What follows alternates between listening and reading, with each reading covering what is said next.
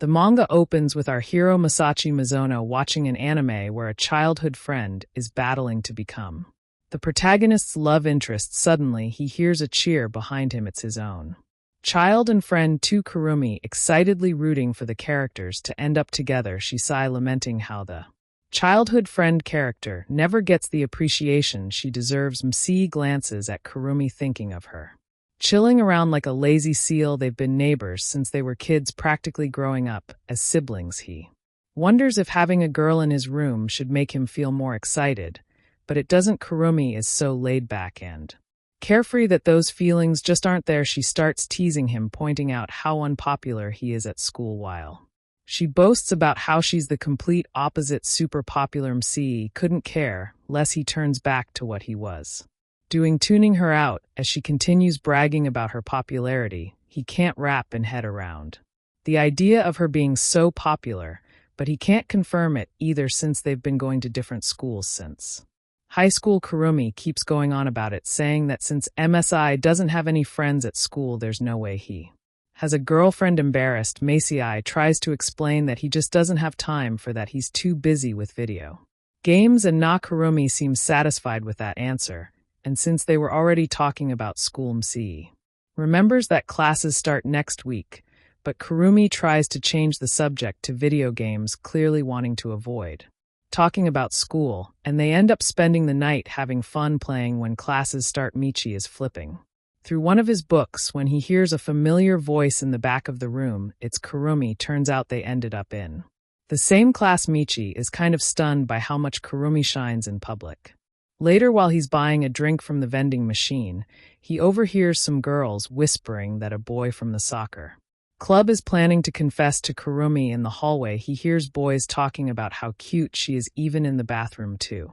Guys are excited because one of them got to talk to her back in the class. A girl compliments Carrie's hair color and says she wants to do something similar to her own hair. Kurumi agrees it would look great. Michi is confused, wondering if they're talking about the same Kurumi. Then Soraya gives a book to Michi and calls him, which he doesn't like. Soraya remarks how cruel that is, anding he respect Mc more if he tried to be a bit more careful. Mc warns him that the environment feels different from middle school. It's changed. Sad agrees and goes on to explain how all the boys attend a dull school where the gray days seem endless. He asked Mc if he came to this school because he wants to experience things like that, but Mc doesn't agree with him. Soraya wants them to work hard together, but Mc tells him to do it himself. His passionate gaze is fixed on Kurumi, noting that Suragaya teases him that he has already set his sights high. Mc doesn't agree, especially after hearing that several guys are already waiting to confess their feelings to Kurumi. He understands what's going on with her, but still can't imagine they're talking about the same person. Soraya suggests that he should start seeing Kurumi from a different perspective. She thinks it's better not to tell people they're childhood friends, as they would ask too many questions about her. Suragaya is talking about other girls, but Masai isn't listening. The scene shifts to his room where he's playing a game where his character is already dead. It's a game Kurumi wanted to play with him. He gets up to go to the mart and thinks about the challenges they'll face at the end of the month. He sees Kurumi and asks if she's still out so late. She responds, telling him not to act like her dad, and that she only stays out late when she's with Yuri-chan and her other friends. She asked about his day, and he agrees it was fine. Then she teases him by asking if he likes her too, mentioning if he is falling for her as well. He jokes about whether she needs him to take a picture of her at home to share with everyone. She tells him to mind his own business. He mentions that he tried the game, and she yells, reminding him it's the one she told him they should play together. He admits he's not very good at it because the game is difficult, and he keeps dying. She replies it's because they haven't spent time in her room in a while. She wants to go now, but it's already late. They decide to do it the next day. He tells her he'll see her tomorrow, and she wishes him a good night back in his room. He thinks that for someone who stays up late, she sure stands her ground. The scene shifts to class where everyone is talking and gossiping, but Michi remains quiet. After school, he heads to Tornado the store. It's Saturday night early in the morning, and the stock hasn't been decided, yet he has no choice but to line up tomorrow morning. Just then someone calls him and asks if the bag is from Tornado, the one near the station. Kurumi remarks he made a cute girl wait, and asks if you got anything. He replies that she's the only one who made him wait. Otherwise he would have already gone home if she hadn't called. She smiles and says surprise. He jokes back saying it's just a neighbor across the street. She corrects him, saying she's not just any neighbor, but a super cute one. He asks what they're going to do now, and she suggests they take a walk. They head to the river bank and sit down. Masaki remembers when he used to play by this river as a kid with Kurumi. She asks him what's been going on today. She mentions that she hasn't been hanging out with him lately because she thought he'd feel lonely. Msee assures her that she doesn't need to worry about that, especially if that is the reason he'd been in his room playing a game. She asked if anything happened at school. She brings up that someone in class called her during lunch asking if she'd had taken in her boyfriend. When he asks for more details, she explains that lately whenever she's out with her friends, there's always some nosy guy around. One of them even comments that she can't tell if one of them is her boyfriend. Kurumi adds that she clarified, but she still doesn't quite understand. He says it can't be helped, and it wasn't intentional. She admits she's been dealing with a lot of problems. Msee feeling like her childhood friend wants to do something to help her, but if it's love, what can you do? So he asked her to suggest something. She reminds him that they'd known each other since they were kids. Then she suddenly asks if he wants to go out with her, which makes both of them blush. Msee feels confused by what she just said and asks if she likes him. She's caught off guard, but explains that she does because it gives her a chance to spend time with him after school and during holidays. He points out that they barely hang out these days. She replies as expected he must feel lonely. He quickly clarifies that not what he meant. Then she suggests they pretend to be a couple. Msee is startled and asks what she means. She explains that it would be fun to hang out freely, and it would also keep other guys from bothering her. He still can't believe it and repeats in disbelief, wondering if she really means a fake couple. Kurumi nods and insists on her idea, but Michi tells her it's impossible, leaving her surprised when she asks for his reasoning. He explains that what she's proposing feels strange to him. Msee flat out refuses, catching her off guard. She tries to convince him by saying she would fend off all the guys wanting to confess to her. However, he can't help but think that since he's never been in a real relationship, everyone would immediately see that they're faking it, plus pretending like this would eat up all his free time. Kurumi notices his hesitation and asks if he's in love with someone. Msi denies it, but Kurumi, getting desperate, insists that nothing would change between them even if they pretended to be a couple. She acknowledges that other guys might get mad if they found out Msee was dating her, which only makes him more determined to refuse, just as Msee is about to turn her down. He notices how worried Kurumi looks, almost on the verge of tears. Before he can speak, she interrupts him and offers him a deal. She brings up the stack of cards he couldn't get the other day and promises to help him wait in line for the limited edition box if he agrees. Msee, amazed by this offer, can't resist and agrees without thinking twice. As they walk home, they chat about the cards, and Kurumi is back to her usual upbeat self. Msee is still uneasy about the whole situation, but Kurumi tries to lighten the mood, reminding him that since they'd known each other longer than most couples, they should have no issues. Msee starts thinking about how much he really wants those cards, and seeing Kurumi so happy can't bring himself to say no. Kurumi is also excited to get his help as her fake boyfriend later.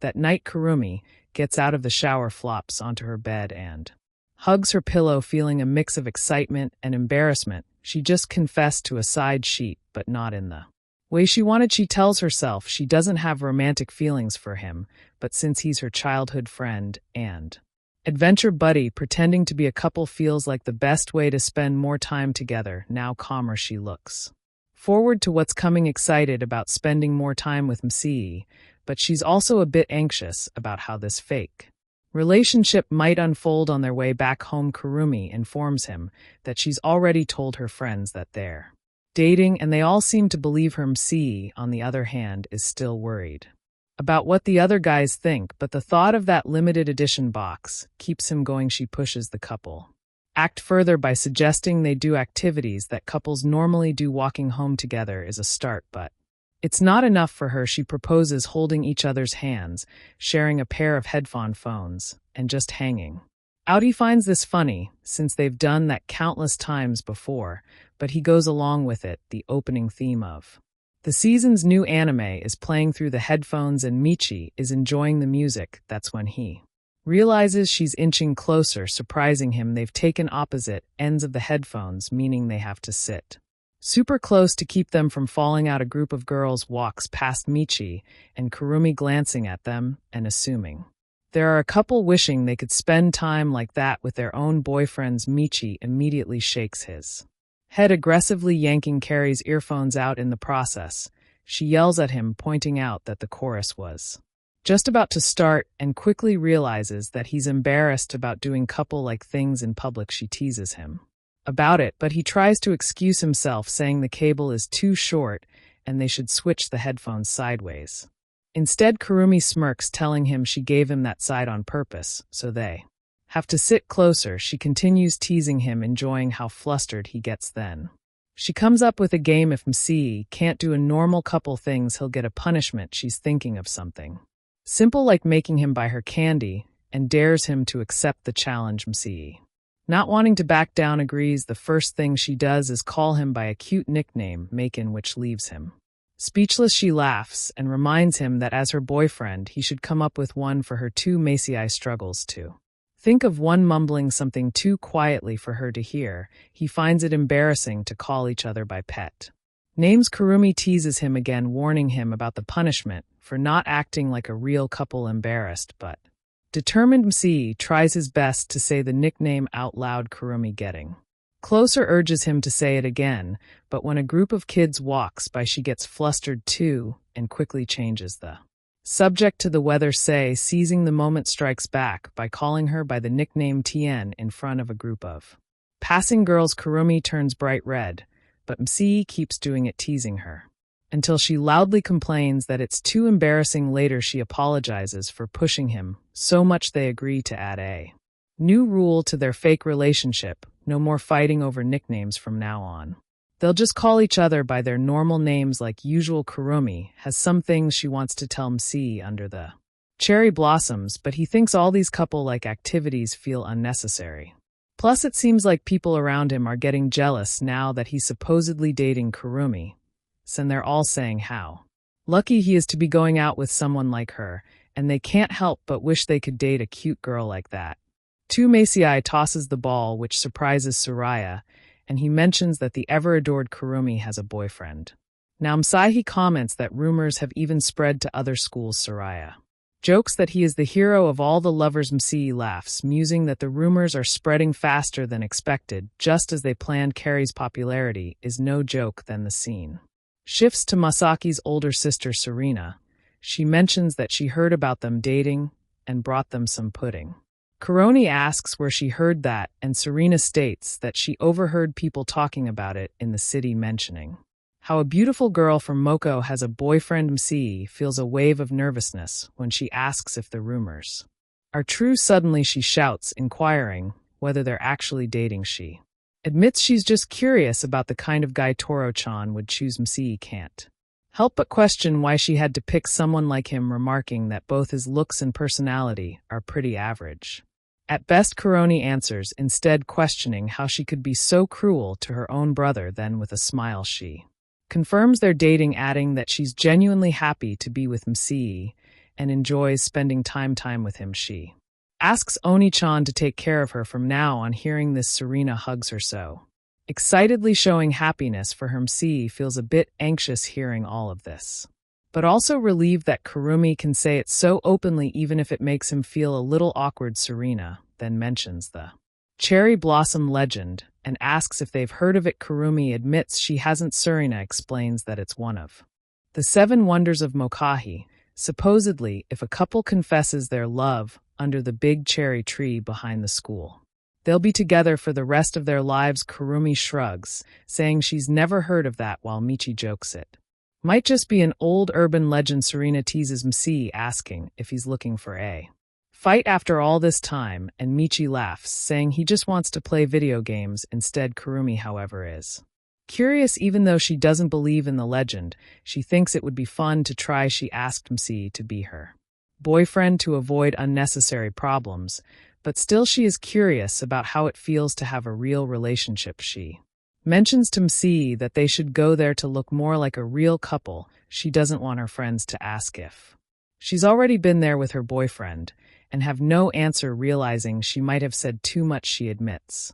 she's being a bit selfish, but doesn't know what she'll do if he rejects her. After contemplating for a moment, he agrees to her, making her excited. He gets up to head to the tree. While this kindness impresses Kurumi, they both head out carefully, making their way to the spot. There's no one around. When they arrive, she notices Masaji is acting a bit strange and teases him, saying he might be nervous because they're in a couple spot. MC is definitely nervous, but denies it. She then asks if they are supposed to talk about love under this cherry tree. Masaji, caught off guard, repeats love. Kurumi reminds him that it's his turn, and Michi asks what she means. She explains that according to the rules, the boyfriend has to go first. MC is confused because he's never heard of such a rule. She urges him to hurry up, saying they just need to exchange a quick love message with each other. Feeling even more nervous, MC awkwardly blurts out that he lost his pencil, trying to dodge the moment. Kurumi, however, insists it's still his turn, saying he'll be punished if he doesn't get it right. Finally, MC says that he likes her and that he loves her. His sudden confession catches Kurumi off guard, leaving her blushing and confused. She knows they're just pretending to be a couple, but Michi's words sound so serious. Flustered, Kurumi responds that she likes him too, admitting for the first time to anyone that she has feelings for Michi. She feels weird, but Michi looks incredibly happy. He tries to switch the topic, suddenly rambling about how the manga 11 is his favorite and how its sequels just keep getting better. Kurumi, still caught in the moment, is slightly confused by the sudden change of subject. Michi remarks that they're supposed to be discussing love under the cherry tree, which is why he expressed his feelings for Suraku. Kurumi, growing slightly annoyed, tells him it would make more sense if they actually talked about love itself. Michi casually suggests that she could try reading Fed instead if she's not a fan of Psycho. Frustrated, she backs off, realizing things aren't the way she had hoped. Afterward, they're sitting in class when Kurumi asks if she left her clothes at his house, and when he confirms it, a nearby guy overhears, quickly telling his friend that she's already leaving clothes at Michi's place, thinking it's too soon for that. As they walk away, another guy mentions seeing them the other day and noting that they weren't even holding hands. He points out that Michi was walking so fast that it looked like he was leaving Kurumi-san behind. It seems to everyone around them that their relationship just started,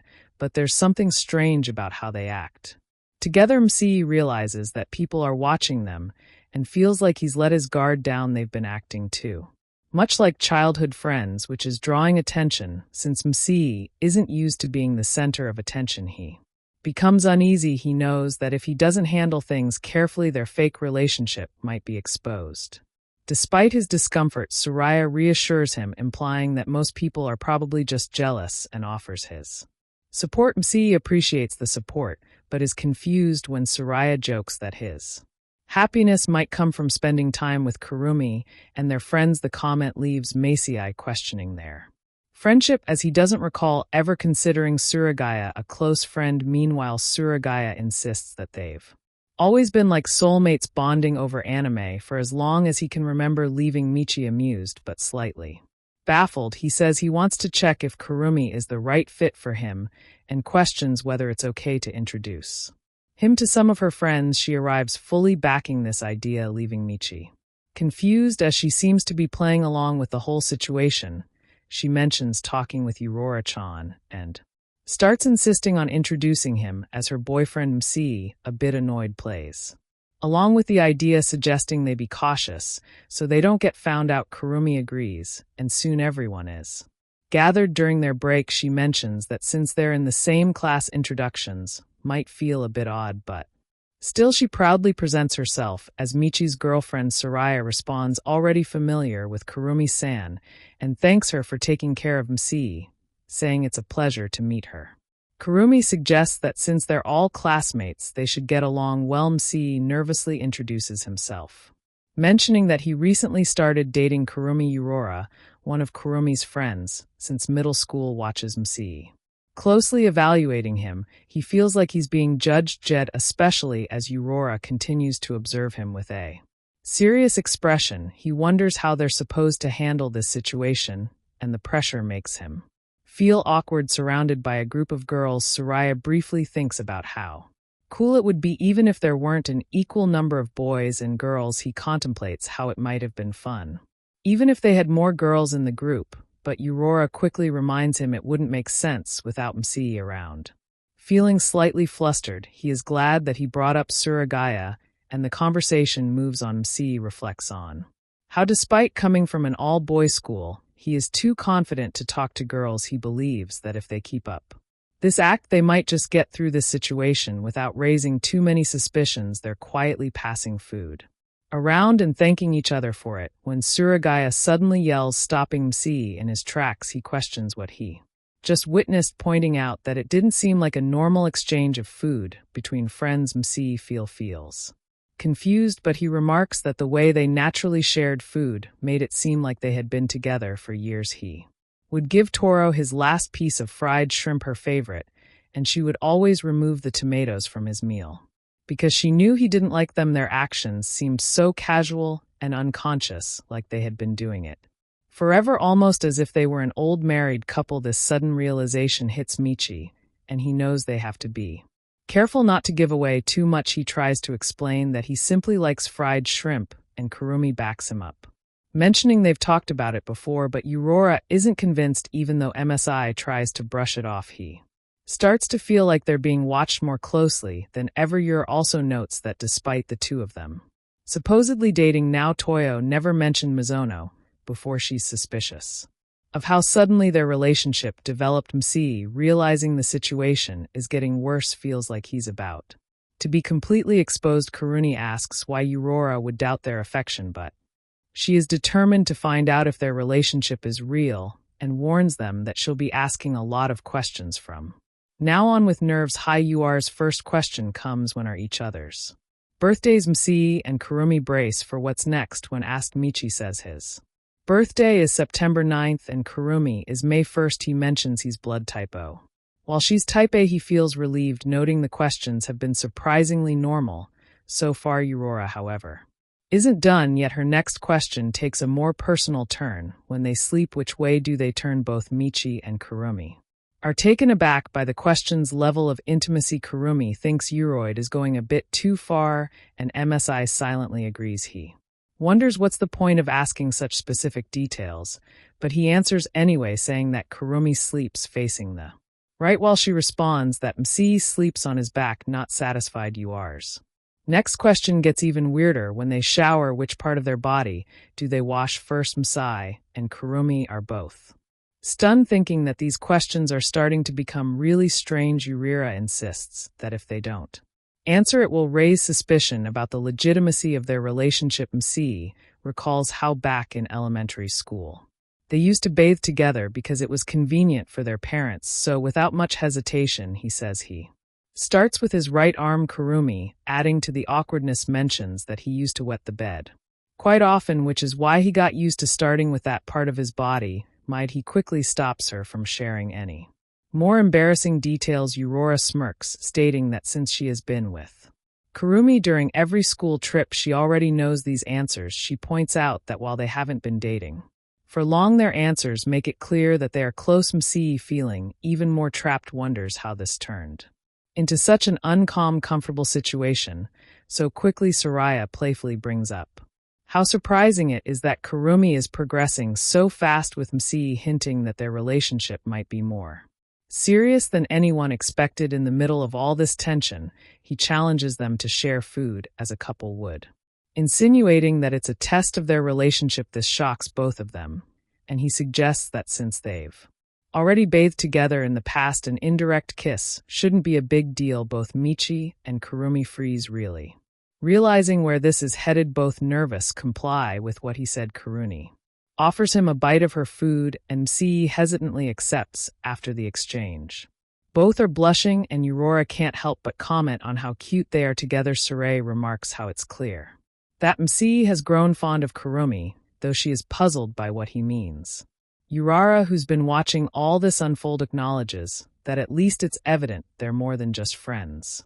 Now MC wonders if she believes them, now even if she continues to hide them suspiciously from afar at school. Kurumi remarks on the beautiful view, noting how the place proudly calls itself the school by the sea despite being a public school. It boasts a fancy cafeteria mostly frequented by couples. He asks why she brought her here, joking that it feels like a strategy meeting to fool everyone. He guesses that it's about their relationship again, and she nods. He mentions that if it were only about their relationship, they could have just met in his room, but Kurumi admits it's hard to focus at home.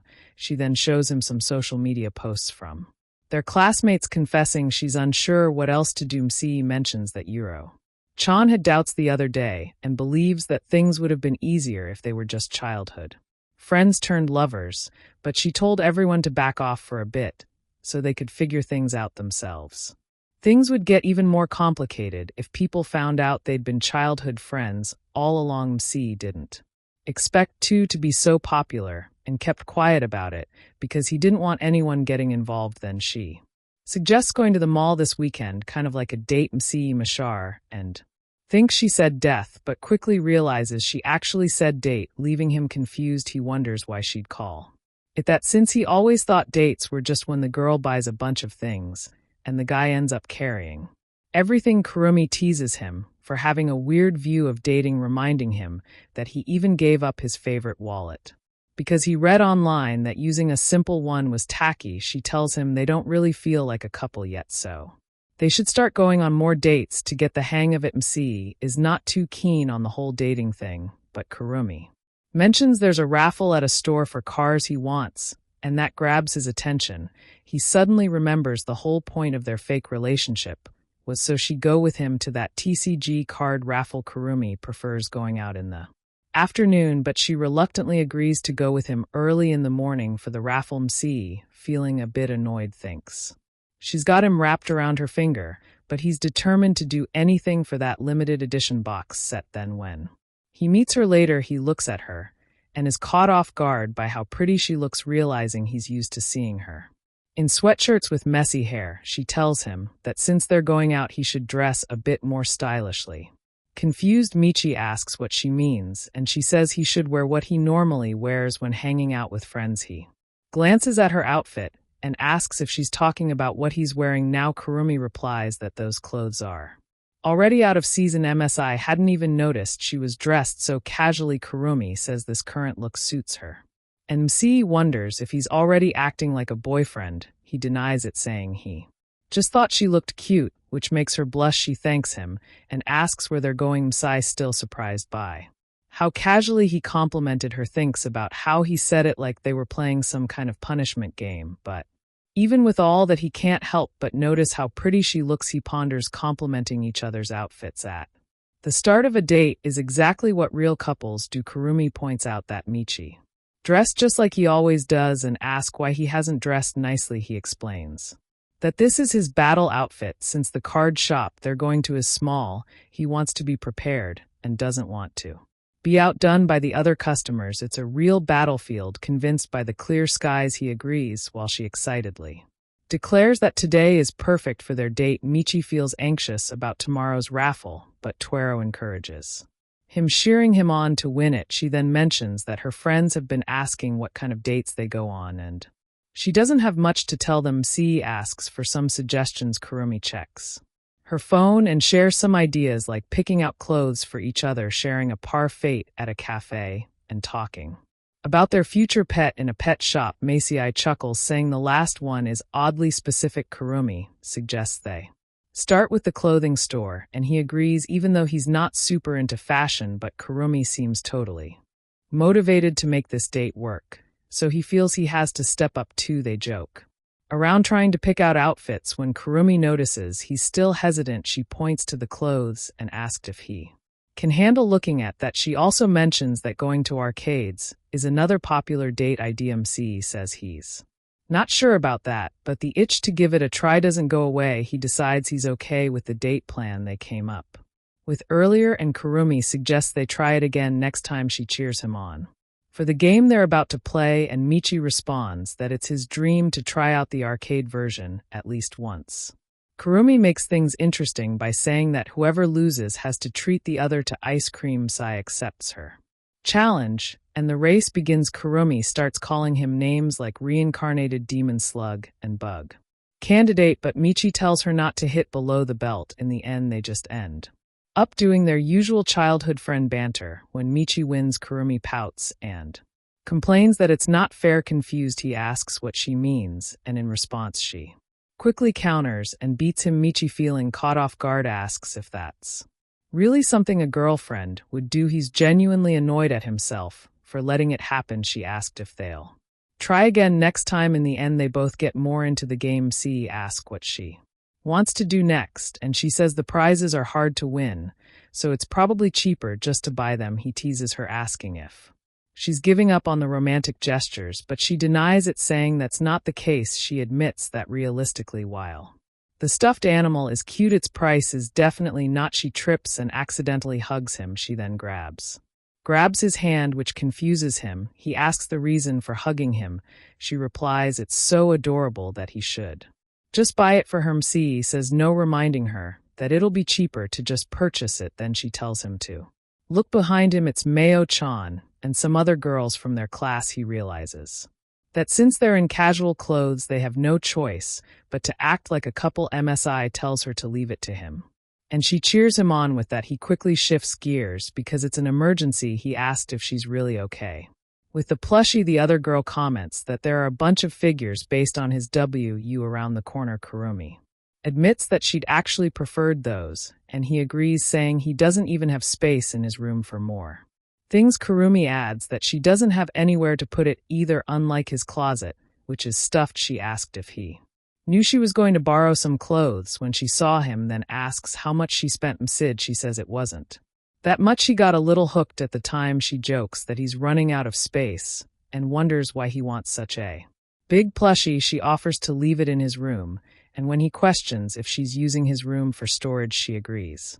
She gets her way in the end, and he thanks her. He jokes that it could double as a pillow. Kurumi is happy they got such a cute souvenir to mark their first date, and feels like she was right. It almost felt like a real date for a moment. She admits she had fun. He reflects on whether this can really be called the date, as they end up doing their usual routine. Though it feels familiar, they take some pictures as proof, and she seems satisfied with just that, having enjoyed herself a lot. He wonders if she feels like something is missing, but brushes it off when she suggests they hold hands. At first he's taken aback, but when she adds this is what couples do, then he quickly goes along with it, realizing that this isn't how kids hold hands. It feels different, and he wonders if this is how couples do it. For her, it seems fine since they're pretending to be a couple anyway, and it brings back memories of their childhood.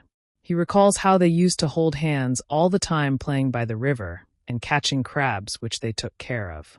At Michi's house, they were like little caretakers, though she used to do most of the work. He remembers how they always ended up with a strange smell after playing, but he loved it even though she wanted to leave the crabs behind. As they walk along, he notices how little has changed between them, yet something about holding her hand still feels new.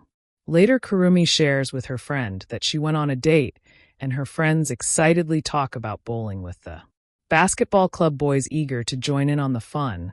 Then they ask about her date too, which Kurumi reflects on how even though others don't see MSI's good points, she's the only one who truly knows him. That little bit of goodness makes all the difference for her back home. Michi proudly shows off the limited edition deck he won. Feeling proud of himself, he offers to buy Kurumi whatever she's craving, and she happily suggests a few snacks. He laughs, thinking about how hard it is to quit sweets like chocolate, and how he's also trying to give up soda despite all that. He's ready to buy her whatever she wants, and she sings, content with how things have turned out. She tells him that his genuine behavior speaks volumes, always knowing what he wants and staying true to his beliefs, which makes him truly radiant. He wonders why she's bringing this up now, but she just brushes it off as a compliment. She quickly changes the subject, thinking about how she also wants some Tamagotchi, which he likes and wants to buy. As she tries to remember something else she wanted to say, she suddenly recalls that she's going out with Aurora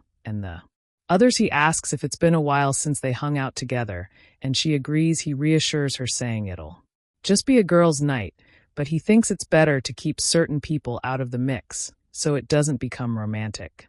He's a bit cautious, not fully trusting everyone who will be there, and wonders if it's just a regular outing with her friends, or if they need to do a bit more as a couple. He offers to help if needed, but doesn't want her to get tired of him since they've been spending a lot of time together lately. She appreciates his concern, noting that they haven't had any problems so far and feels like their plans have been successful despite their easygoing time together. He believes they should always be careful. She's confused for a moment but laughs and tells him not to look. He questions whether there are, and if they should feel more embarrassed. He keeps wondering when would be the right moment to mention something, but for now he's content with them being in the room together. She reassures him that it's just a normal thing for childhood friends. Even though he's still confused, she takes his hand, sits him down beside her, and remarks that this is exactly what couples would do if they were one. She asks him if he knows what happens next and if he wants to give it a try. Kurumi playfully pushes him, and they both lock eyes. Mc realizes that after this he's no longer oblivious to what's happening, but what comes next is beyond anything he could have imagined. Taking a step forward in a situation like this feels significant. He recalls Suruga, his comment about her school uniform, and his eyes are drawn to her impressive figure. He holds back, realizing he's dealing with Toro, yet everything feels different. Now he considers this to be a bad sign. She's also feeling nervous, but knows she can't let him notice. If he sees her embarrassed by her own suggestion, it would be mortifying. She bets that in a real couple, when something like this happens, they both get even more excited. She's heard that when the atmosphere turns steamy, things flow naturally into what comes next, leading to an inseparable childhood friend dynamic like theirs. As they continue to stare at each other, she finally says it's enough for now, leaving him confused as he asks what she means by enough. She explains that since his guard was down, it might be too early to take that step, but it's not exactly good practice for a seasoned lover. She notices his face turning slightly red and asks if he was expecting something. He reflects that she's been like this throughout their date, completely unfazed. He can't figure out how she stays so casual about everything while he feels a mix of relief and frustration. She reflects on their earlier embrace, which had felt too intimate, as she considers how unexpectedly broad MSI's shoulders are. She imagines what it would be like to be fully enveloped in his arms, feeling a surprising warmth at the thought. She recalls how when they held hands, she couldn't help but notice how much he had grown both in stature and presence. Realizing the weight of her earlier jokes, she acknowledges that she shouldn't joke like that. She suddenly gets up and urges him to go shopping again, but asks him not to treat her like that this time, pointing out that they are not a real couple. The next day, Maciai sitting in class when he receives a text from Tu letting him know that she has something to take care of after school and will be heading out first. The teacher announces that everyone needs to hand in their notebooks after class. Mc thinks about what he should do now. Realizing it has been a while since he has gone home alone, he considers checking for new items at the bookstore, or stretching his legs by hiking over to the card shop by the station. As he walks out of school, he decides to head home, finally having some time to himself.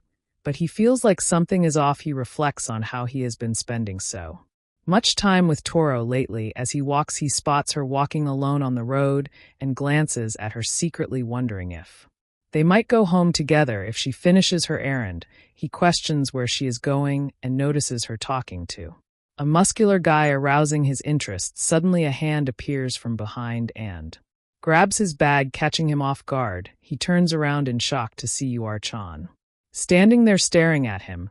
She tells him to stay still, silent, placing a finger on her lips. The muscular guy asks Kurumi if she's quite popular and what she thinks about dating him. As Michi observes, he wonders if this is a confession. Kurumi responds that it is too sudden since this is their first meeting, and she questions why he is interested in her. The guy insists it is because she is super hot, claiming that rumors about her beauty have even reached the seniors and that he has heard she may or may not have a boyfriend. He boldly asked her to go out with him, asserting that if she is with Everyone will recognize him as a couple. MC starts to sweat nervously.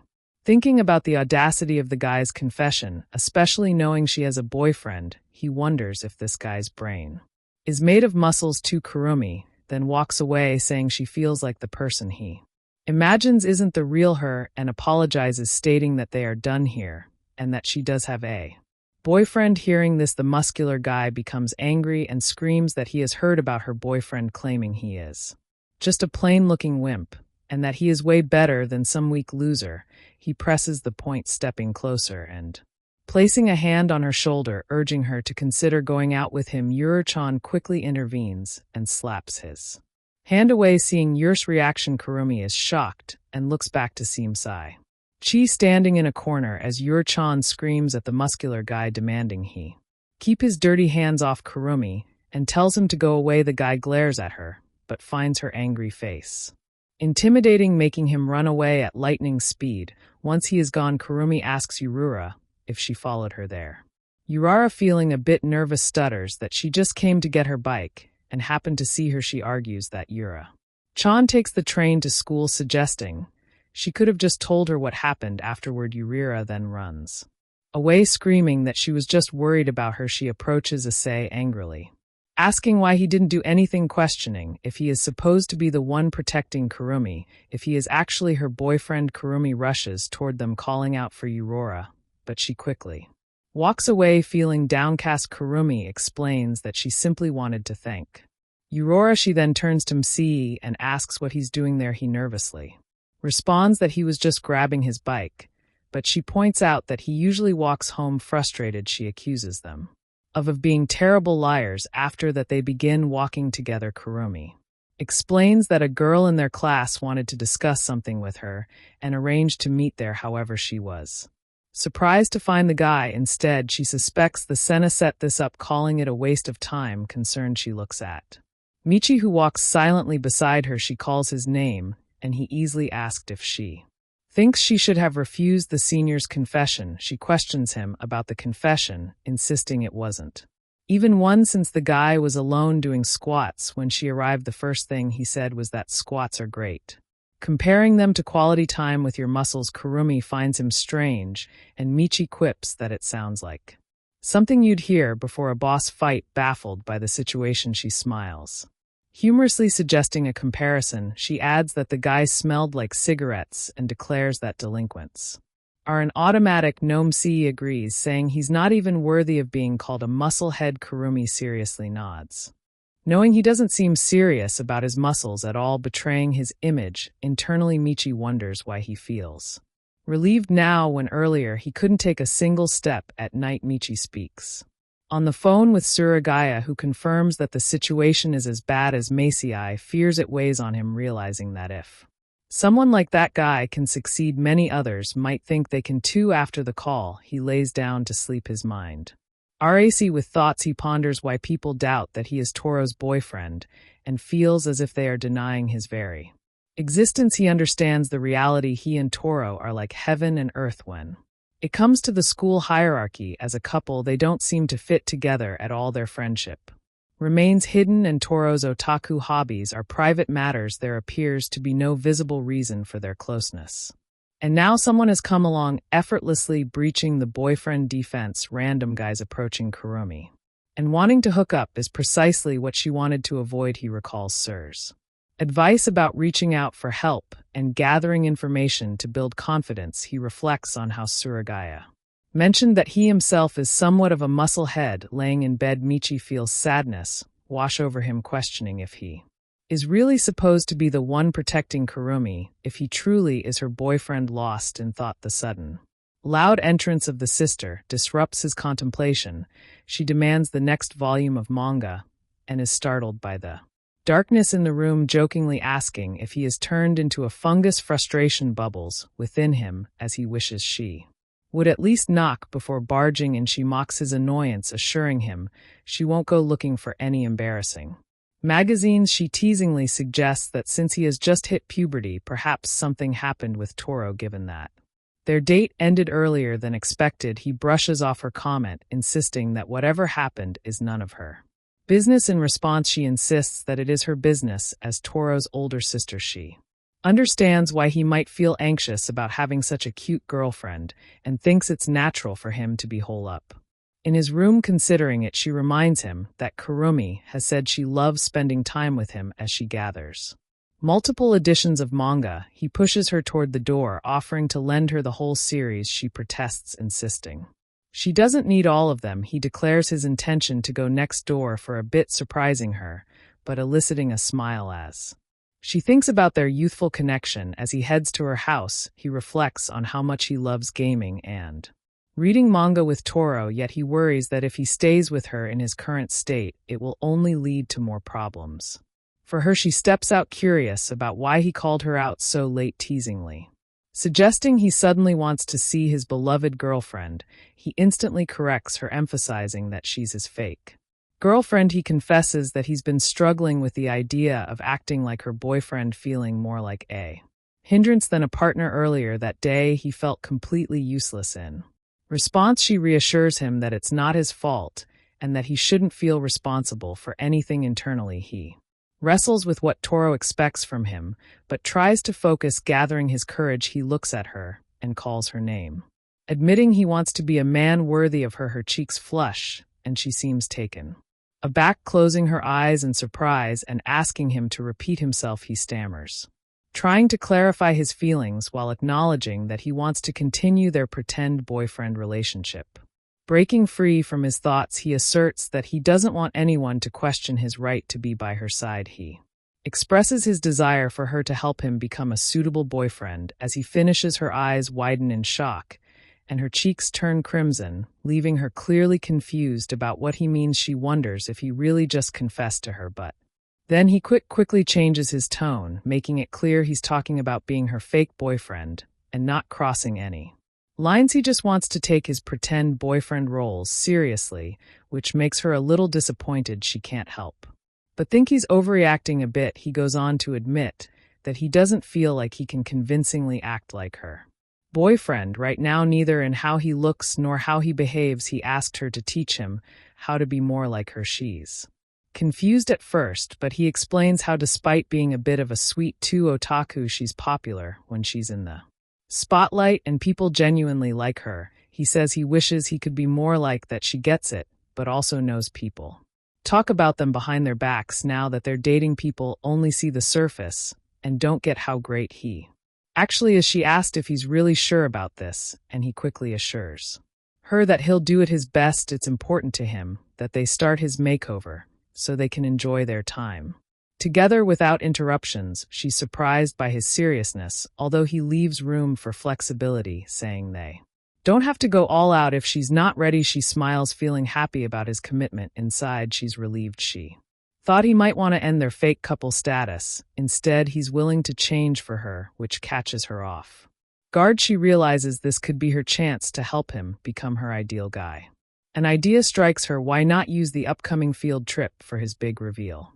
Instead of changing his look immediately and risking awkwardness, they could surprise everyone when he shows up in casual clothes. With most guys not looking their best, it would be the perfect moment for his transformation to shine. She's pumped, thinking this is the perfect moment to introduce him as her boyfriend. He nervously agrees, saying he'll follow her lead. They've only got 2 weeks until the trip, so they need to get ready right away. As they walk home and say goodnight, they both hold their breath. Kurumi is thrilled. She can't believe she gets to make Masai into whoever she wants now, even though she told him he was fine as he was. She's already planning out what to do with his hair and style. She lies down, excited that the day has finally come when she gets to do this. On the other hand, Michi is already regretting his decision. He wonders what he was even thinking when he said all that about being his suitable boyfriend. He sees this as a dark moment and hopes no one ever finds out about his embarrassing slip-up. Meanwhile, Kurumi checks her phone and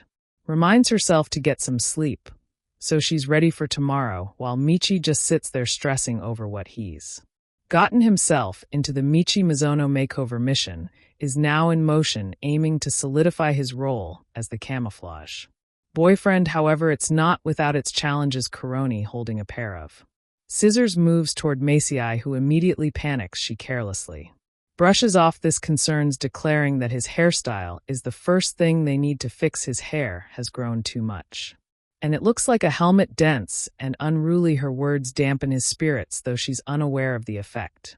Laughing as she plans to give him a fresh, clean look to improve his image, Kurumi takes control, preparing to cut his hair. Without hesitation, he slowly accepts the situation and instinctively reaches for his phone to make an appointment, but Carrie's frustration grows as she reminds him that as a childhood friend, she should be the one to handle this. She insists they should save money where they can given their other shopping plans. Reluctantly, Masai agrees, sitting still as Kurumi moves behind him, calm and scissors in hand, ready to begin. Nervously, he gives in, telling her to do whatever she needs to do. Kurumi reassures him that she often cuts her own hair and has done so without him ever noticing. Still, Mc can't help but feel anxious as she works, twitching in his seat. She assures him she won't drastically change his appearance, but needs to trim a significant amount from the back of his neck despite his nerves. Mc braces himself for the transformation, trusting Carrie's casual confidence as she snips away at his hair. She starts cutting Michi's hair, and as she continues, his concern grows. He squirms in his seat, unsure if there's any hair left on the back of his head.